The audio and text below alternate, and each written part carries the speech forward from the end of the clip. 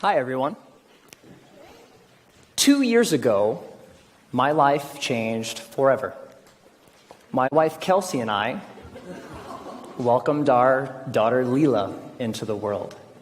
Now, becoming a parent is an amazing, amazing experience. Your whole world changes overnight, and all of your priorities change immediately, so fast that it makes it really difficult to process sometimes. Now, you also have to learn a tremendous amount about being a parent. Like, for example, how to dress your child. This was new to me. This is an actual outfit. I thought this was a good idea. And even Leela knows that it's not a good idea. So there was so much to learn and so much craziness all at once. And to add to the craziness, Kelsey and I both work from home. We're entrepreneurs. We run our own businesses. So Kelsey develops courses online for yoga teachers. I'm an author. And so I'm working from home. Kelsey's working from home. We have an infant, and we're trying to make sure that everything gets done that needs done. And life is really, really, really busy. And a couple weeks into this amazing experience, when the sleep deprivation really kicked in, like around week 8, I had this thought, and it was the same thought that parents across the ages internationally, everybody has had this thought, which is, I am never going to have free time ever again. And somebody said it's true. Yeah, it's not exactly true, but it feels really, really true in that moment. And this was really disconcerting to me, because one of the things that I enjoy more than anything else is learning new things. Getting curious about something and diving in and fiddling around and learning through trial and error and eventually becoming pretty good at something. And without this free time, I didn't know how I was ever going to do that ever again. And so I'm a big geek. I want to keep learning things. I want to keep growing. And so what I decided to do was go to the library and go to the bookstore and look at what research says about how we learn and how we learn quickly. And I read a bunch of books, I read a bunch of websites, and trying to answer this question: how long does it take to acquire a new skill? You know what I found? 10,000 hours. Anybody ever heard this? 10,000. It takes 10,000 hours. If you want to learn something new, if you want to be good at it, it's going to take 10,000 hours to get there. And I read this in book after book and website after website, and my mental experience of reading all of this stuff was like, no, I don't have time. I don't have 10,000 hours. I am never going to be able to learn anything new ever again. But that's not true. So 10,000 hours, just to give you a rough order of magnitude, 10,000 hours is a full-time job for 5 years. That's a long time. And we've all had the experience of learning something new, and it didn't take us anywhere close to that amount of time, right? So what's up? There's something kind of funky going on here. What the research says and what we expect and have experiences, they don't match up. And what I found, here's the wrinkle. The 10,000 hour rule came out of studies of expert level performance. There was a professor at Florida State University. His name is K. Anders Ericsson. He's the originator of the 10,000 hour rule. And where that came from is he studied professional athletes, world-class musicians, chess grandmasters, all of these ultra-competitive folks in ultra-high-performing fields, and he tried to figure out how long does it take to get to the top of those kinds of fields. And what he found is the more deliberate practice, the more time that those individuals spent practicing the elements, whatever it is that they do, the more time you spend, the better you get. And the folks at the tippy top of their fields put in around 10,000 hours of practice. Now, we were talking about the game of telephone a little bit earlier. Here's what happened. An author by the name of Malcolm Gladwell wrote a book in 2007 called Outliers, the story of success. And the centerpiece of that book was the 10,000 hour rule. Practice a lot, practice well, and you will do extremely well. You reach the top of your field. So the message, what Dr. Erickson was actually saying is, it takes 10,000 hours to get to the top of an ultra-competitive field in a very narrow subject. That's what that means. But here's what happened. Ever since Outliers came out, immediately came out, reached the top of the bestseller list, stayed there for 3 solid months. All of a sudden, the 10,000 hour rule was everywhere. And a society-wide game of telephone started to be played. So this message, it takes 10,000 hours to reach the top of an ultra-competitive field, became, it takes 10,000 hours to become an expert at something. Which became, it takes 10,000 hours to become good at something. Which became, it takes 10,000 hours to learn something. But that last statement, it takes 10,000 hours to learn something, it's not true. It's not true. So, what the research actually says, if I spent a lot of time here at the CSU library in the cognitive psychology stacks, because I'm a geek. And when you actually look at the studies of skill acquisition, you see over and over and over a graph like this. Now, researchers, whether they're studying a motor skill, something you do physically, or a mental skill, they like to study things that they can time, because you can quantify that, right?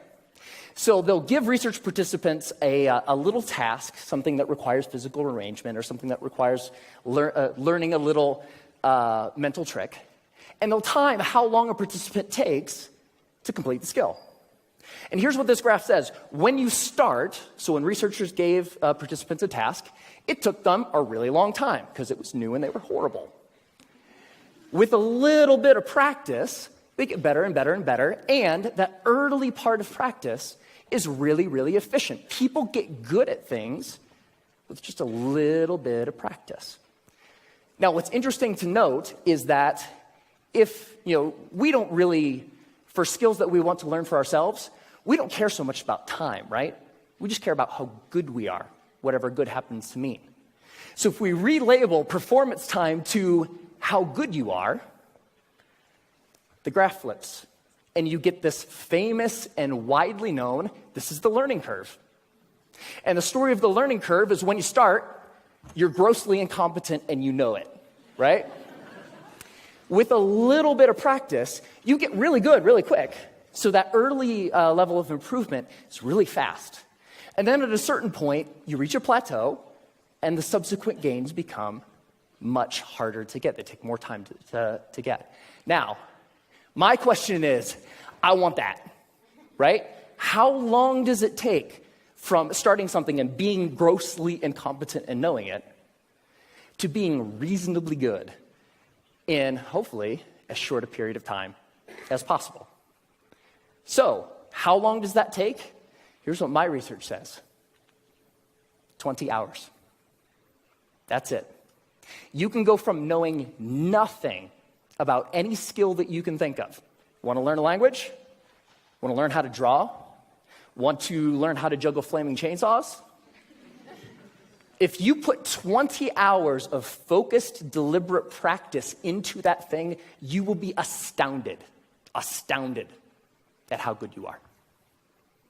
20 hours is doable. That's about 45 minutes a day for about a month, even skipping a couple days here and there. 20 hours isn't that hard to accumulate. Now, there's a method to doing this, because it's not like you can just start fiddling around for about 20 hours and expect these massive improvements. There's a way to practice intelligently. There's a way to practice efficiently that will make sure that you invest those 20 hours in the most effective way that you possibly can.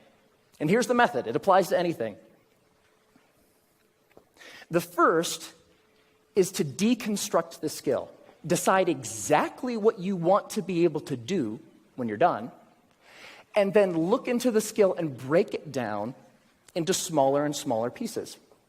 Most of the things that we think of as skills are actually big bundles of skills that require all sorts of different things. The more you can break apart the skill, the more you're able to decide what are the parts of this skill that will actually help me get to what I want, and then you can practice those first.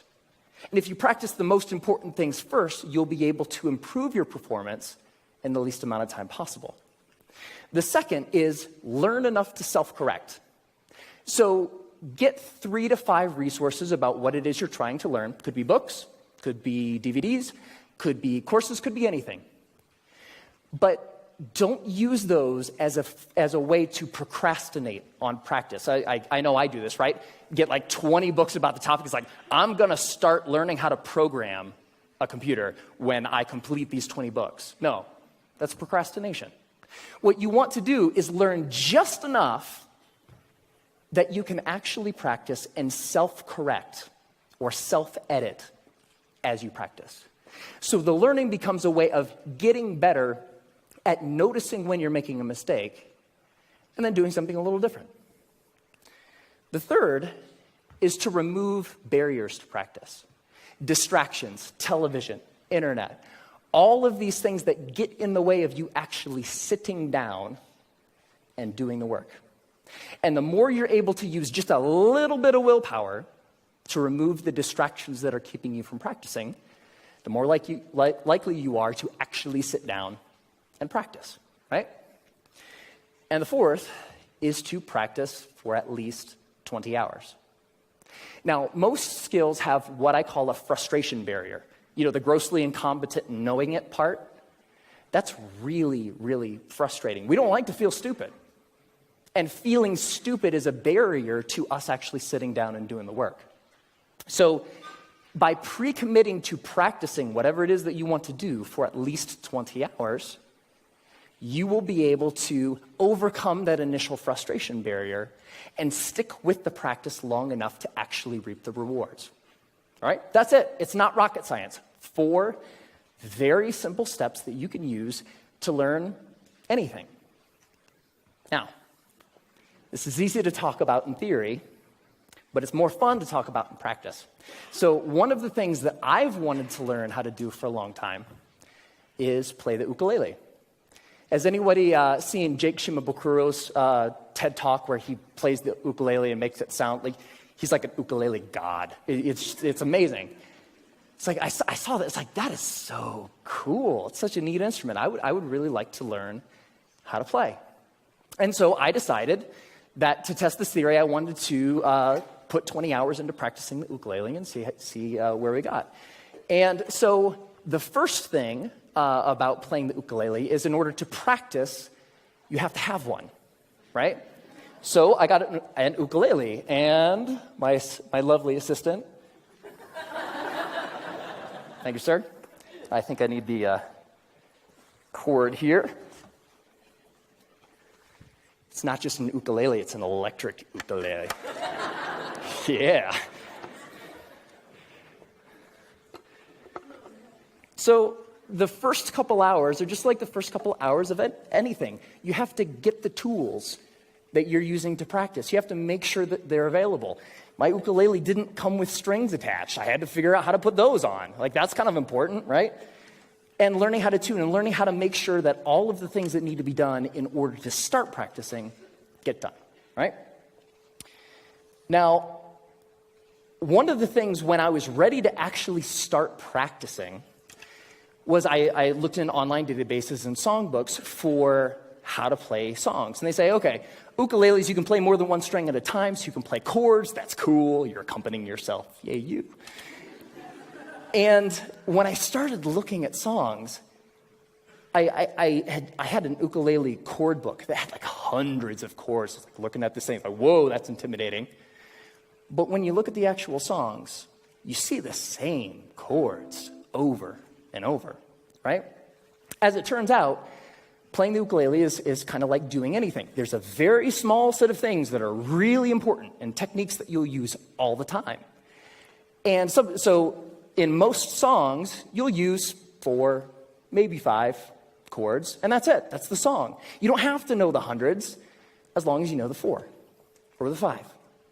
So while I was doing my research, I found a wonderful little medley of pop songs by a band called Axis of Awesome.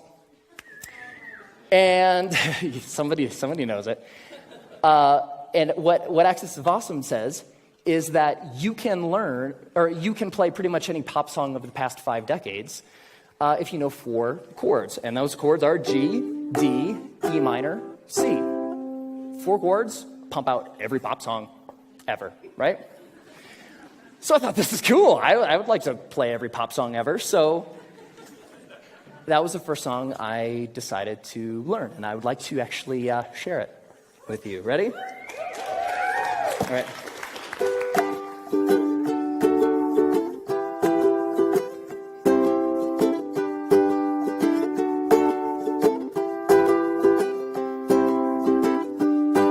Just a small town girl living in a lonely world. She took the midnight train going anywhere. I heard that you settled down, that you found a girl, that you're married now. Every night in my dreams I see you, I feel you. That is how I know we'll go on. I won't hesitate no more. It cannot wait, I'm yours. 'Cause you are amazing. We did amazing things. If I could, then I would. I'd go wherever you will. And can you feel the love tonight? Live with or without you. When I find myself in times of trouble, Mother Mary comes to me. Sometimes I feel like I don't have a partner. No woman, no cry, mama, this surely is a dream. I come from London under. Once a jolly swag man camped by a billabong. Hey, I just met you, and this is crazy, but here's my number, so call me. Hey, sexy lady, whoop, whoop, whoop, whoop, whoop 'em Gangnam Style. Time to say goodbye. Closing time. Every new beginning comes from some other beginning's end.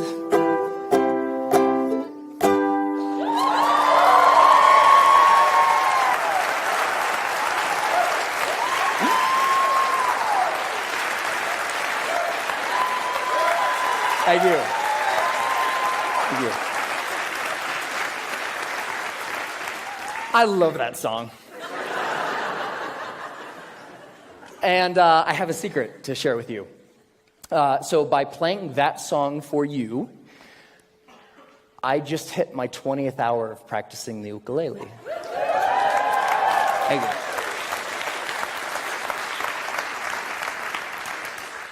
And so it's amazing, pretty much anything that you can think of. What do you want to do? The major barrier to learning something new is not intellectual.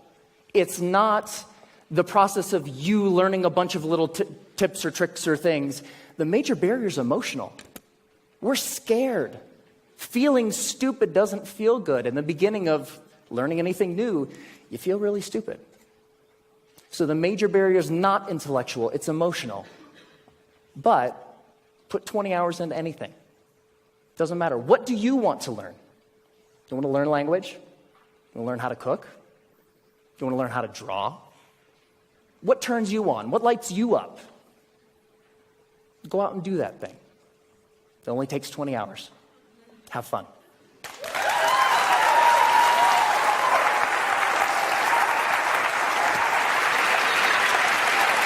Great job.